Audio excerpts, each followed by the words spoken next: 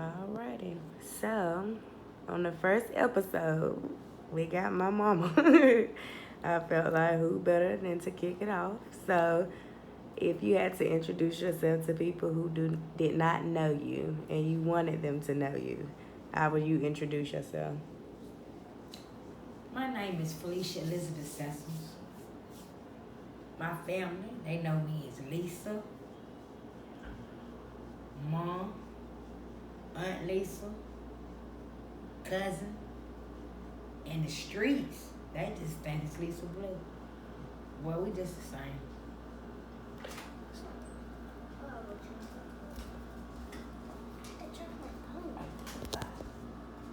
So, and you guys, her grandson has interrupted the interview, so he doesn't really know about all sides of grandma, and that's what the next question was about to be. So, can you go in the room for me? Well, I want to answer the question. You will at the end. Go ahead, hurry up, Ava. Mm-hmm. Thank you. Gonna go outside and play.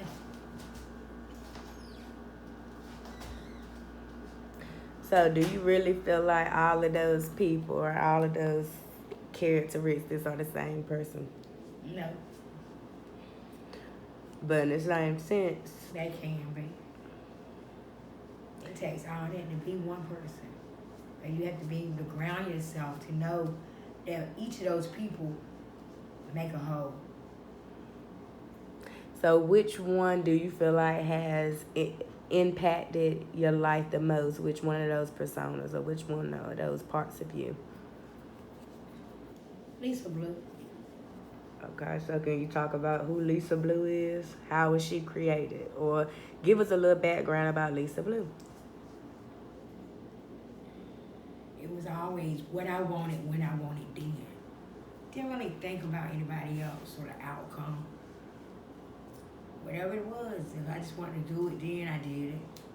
Because I always had somebody who would take care of the things that are important to me. But it was just somebody like, okay, well, she gonna do whatever. Because I'm gonna make sure whatever she got going on is important her kids. At the time, I was thinking they were straight. But they were missing a lot to me. So to back this up, who was Lisa Blue, or what age was Lisa Blue created? 16. And what created Lisa Blue? And the fact of having a child at a young age and still living with your mama, and your responsibility was your son, but you was still her child. So it's never a no-win situation. So, when you had your first child, which his name is Donald Sessoms. So how was that? Were you then Lisa Blue? Was you growing into Lisa Blue? Yeah, I was. Like, hey, it's me and him against the world.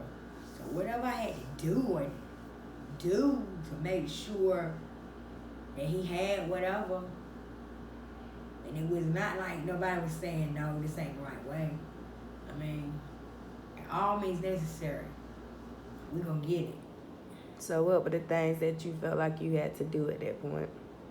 Sometimes I work little odd jobs. Most of the time, it is nothing. Nothing for some man to say, what do you want? So, hey, I'll be a friend for a while to get what I want, what I need, what I like just to maintain at that moment. So moving from there, how long after just dabbling in habits that may not have been the best habits, or ways to manage that may not have been the best?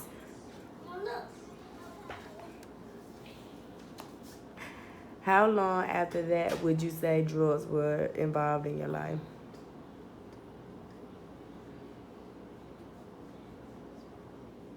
About 10 years.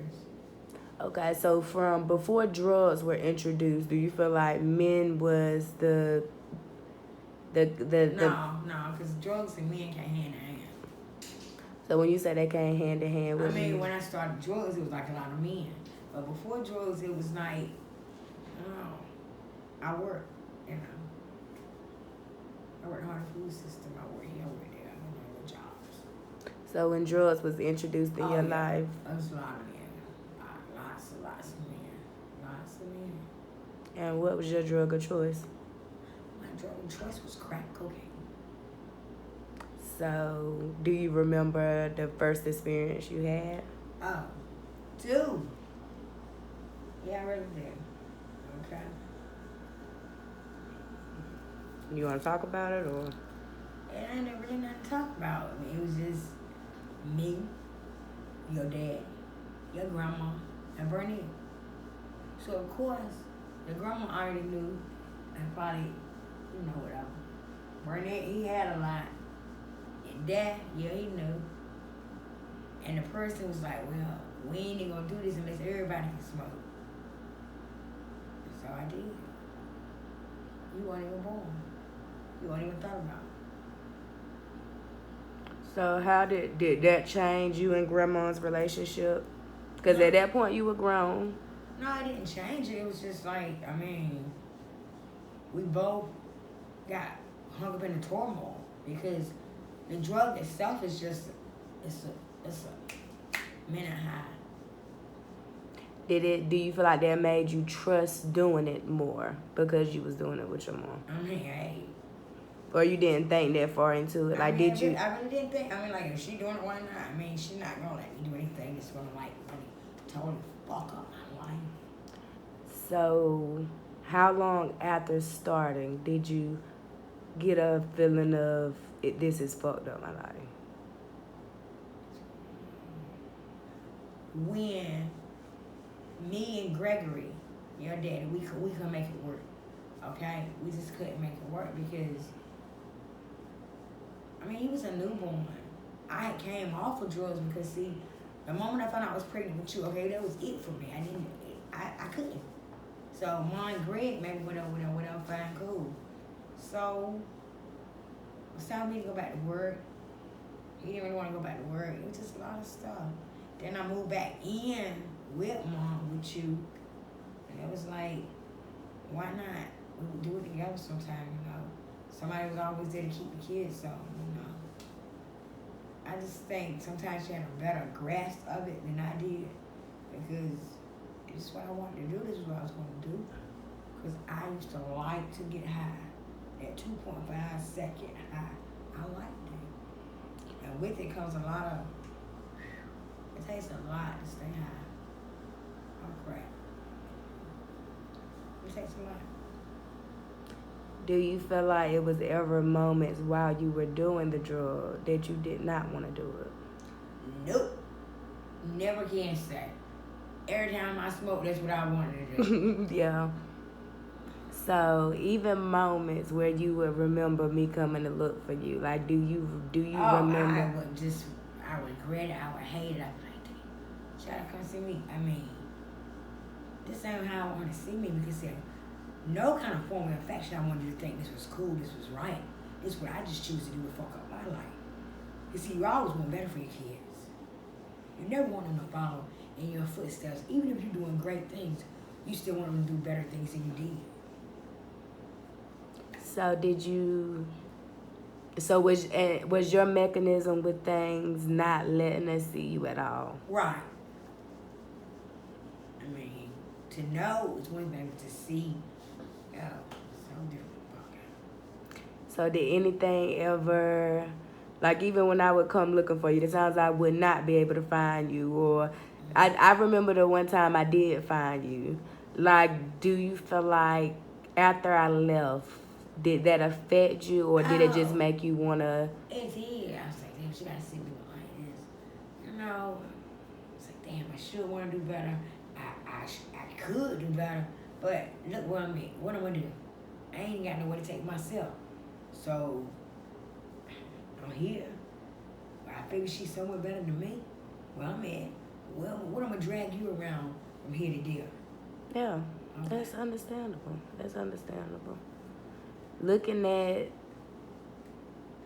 the things that occurred during the years, how do you feel like even during the lowest moments, you remain hopeful? Or do you think you were hopeful? Oh, I always was hopeful.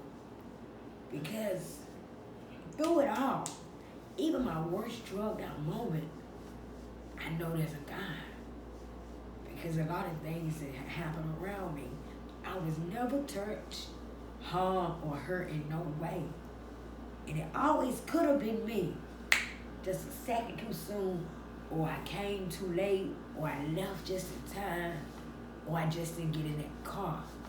So I knew there was a God. And someday I said, when it's time, everything will change. And it changed, not overnight, over a period of time. It took 7 months of being an assignment, solitary. You know, jail was just solitary. I'm in one cell. I get to see somebody on the weekends, if they came, and somebody always did. Because there's always been some good friends in my life, and they still are. And I'm not going to outgrow them. I just outgrew the things we did. But, yeah, I always knew. I just didn't never know when. Because you never know what God has in store for you, when he going to do what he do. So that was something else that you walked during your walk, was going and, you know, having jail time off and on. Oh, yes. That was my savior. That was my time. I mean, it was always, how can somebody go to jail this many times and still do sight like, why not? Why not? Just to keep me safe a little while longer, because he has so much more in store for me. So it was not why not, why when. So between that last why when, I didn't have nobody to come home to if I did mess up and look like, well, it's going to be all right, you know. Regardless of whatever I did, she always, oh, it's going to be all right, kid girl. Did you mind? So looking back at it, do you feel like jail helped you? Oh, it saved me. Not help. It saved me. Because every time I went to jail, it was time for me to say, well, I'm not getting high. I'm clean. I'm safe. I'm not HIV positive. I'm not any of those things. So how was even jail, with having your family come visit you in jail, or feeling like people had given up on you? How did that? Did you ever feel like people had given up on you during the process? No, I never felt like people giving up on me, because through it all, you were always right to come see me. You know, your brother Doug, he really didn't do that much right with him, but I just knew it was like I was feeling like, regardless of what I'm doing, I know they love me. I know they love me too, because since they love me and Jesus doing what he do, some kind of way I'm like, end up on my feet. I may weeble and wobble, but I have never fell completely down. It was just always up to me to make the right choices and do the right things. Because I always had the right tools, the right support system, and the right people in my corner. It was just me, what I choose to do. I never could blame anything on anybody else. It was always me. Yeah. So, and even we have talked about it, seeing people now, you know, on drugs and how social media is, and just looking back then when you were on the streets and social media wasn't that big, but you know, you say it does bother you to see people being recorded like that or being put in a light like that. Right. And could you emphasize why it bothers you? Or because when somebody getting high, they don't realize how stupid or how foolish they look, right? And maybe if it was more social out there, when I was out there in that lifestyle, maybe I could have seen it. But you would have been real good to catch me, because I'm already fidgety. I never was still anytime. Most people would go to sleep in dope spots, but can't nobody never tell or say they never seen me sleep nowhere. I'll always have somewhere if I was going to close my eyes, which very seldom I did. So also during this journey that you've had to walk, like you say, you felt like drugs and men have come hand in hand. How has this journey changed your viewpoint on men? Men are men. They alright. I like them. But I don't need them want to give me nothing. Anything they want to give me because they want to. It ain't me because I promise you something. The only thing I can promise you is this. How you doing? What's up? Anything extra may be a bonus, but I ain't got to do nothing. And also, like you were saying, when you were in jail, you said how I wrote to you and how Duck didn't. How do you think the process has been different, or how has it been different for you to see both kids go through the process with you and how they're responding and the healing with both? Oh, well, as for his Duck, he got to find himself and see what he doing wrong as a man. Because, see, as a mom, I haven't been the best, but he know. When he was growing up, he won't like it for nothing. For 6 years, he was on a kid. So, he pretty much had what he wanted both ways. And then, along the way, my brother said nice stuff for him. But I just don't know what it is about him that he feel like, I don't know if he think somebody older stuff. We entitled to something. Anything you owe and entitled to, let me go ahead and get it. And anything I can do for him, I try to help him along the way. But I can't give you no more than what I got for myself. Do you also, because I know a lot of, like you said, you knew we were in good hands. And after... I felt like I was in good Yeah, and that's what I was going to say. Do you feel like now, No. in hindsight, do you just know, I feel like y'all was somewhere that was on the outside looking good, but it probably wasn't already good on the inside. Y'all was just somewhere that was with family, so the state went had to get you because. And do you understand those are probably things that, because if you and him have never talked about that, do you understand that those are things that can probably still get in the challenge of the relationship? Yeah, more than likely, but you know your problem. As a parent, and it's not like any walk you have walked has not been open to us, and I appreciate that. But how has it been hard as a parent to basically have everything thrown on the table and try to go forward from there? I wouldn't have it no other way. But see, everything thrown on the table is nothing. If I could just straighten it out, may not be all at one time, but piece by piece, because a puzzle is not fixed. You can't put no puzzle together like that. You got to get the inner pieces, the outside pieces, then you fix it together. Our relationship is something that's built and fixed over time. None is perfect. Don't have ups, don't have downs. As long as you know to stick it in it together, it's going to be okay. When was your moment of knowing that you would not go back to it?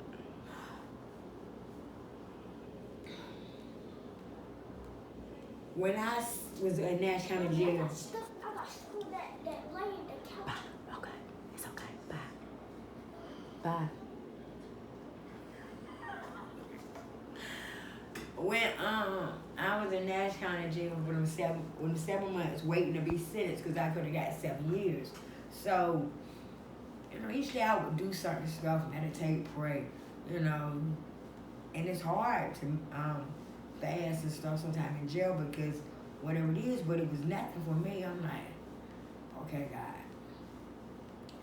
I'm going to give up this meal, I'm going to do this, I'm going to do that, because I know you're not going to let me get these 7 years, because I robbed the bank. You know I robbed the bank. There's no denying that. They had no film. But I knew if I ever set my feet out not having to do 7 years, same thing is somewhere along the line, my mom was going to be alive. I'm going to do it, I just knew. That last time I got locked up, I knew, not when I came home from prison, not while I was in prison, but when I started the journey in jail saying, because once a week, I would fast. I would give up a breakfast or lunch or something. Just on the strength, like, okay, I know I ain't gonna do that no more. I don't never want to smoke no more crack cocaine. I mean, will make you lose 22 years and you not realize it. So, that's how I knew. I just said, God, I know I ain't gonna do this. Why? Because you let me be strong enough to give up this breakfast, from breakfast to daggone dinner or something like that, and that's kind of jail. That's a lot of hours not eating no food. Eat that Monday, something like that. I knew. What was your biggest regret after becoming clean? My biggest regret? My mom not here to see me. But I can't really regret it because, see, physically I know she's not here. But mentally and spiritually I know, because just sometimes I could just hear her say some old crazy something like out of nowhere. Or I could be by myself and I see a little shadow. Something like that. And all she just say, I know you can do it. Because it's nothing she didn't think I could do. Because when I robbed the bank and when I told her, she was like, okay, I believe you. Mm-hmm. I mean, she always, you can fly. You got more potential than the boys, but I didn't ever look at it like that. I'm like, shit. But now, one at a time.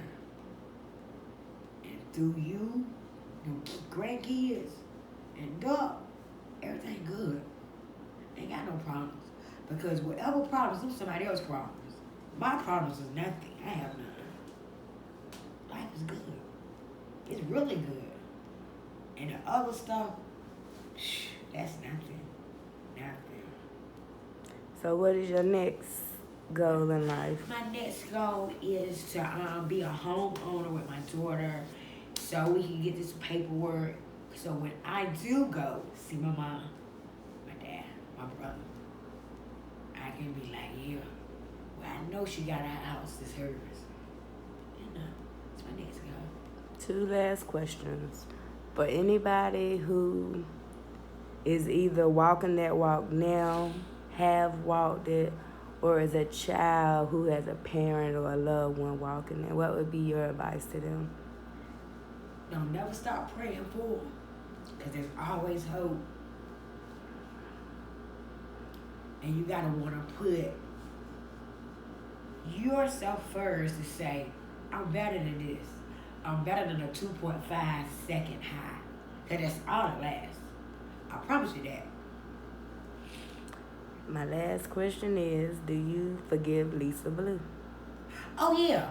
I had to get here. I had to. Because, see, that she going to always be a part of me. And I always got to keep her somewhere like, cannot let the drag go dragging out. She's just uncontrollable. Well, I thank you for the interview, Mom. I thank you for being my first guest. I thank you for sharing things with me. I thank you for sharing your testimony, not only for myself, but I'm pretty sure it's going to help somebody that sees it. You are an amazing woman. I'm proud that you are my mother. I'm proud that we have the bond that we have, and we have been able to walk the walk with each other, because it's one thing about the truth. It will always set you free, and you can never move forward without it. So I'm grateful that we have that.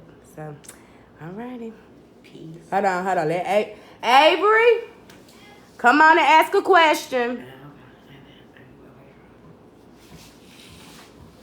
My arm messed up, Mom. It was like that day. Okay, go ahead. Do you want to ask Grandma a question? Yeah. Go ahead.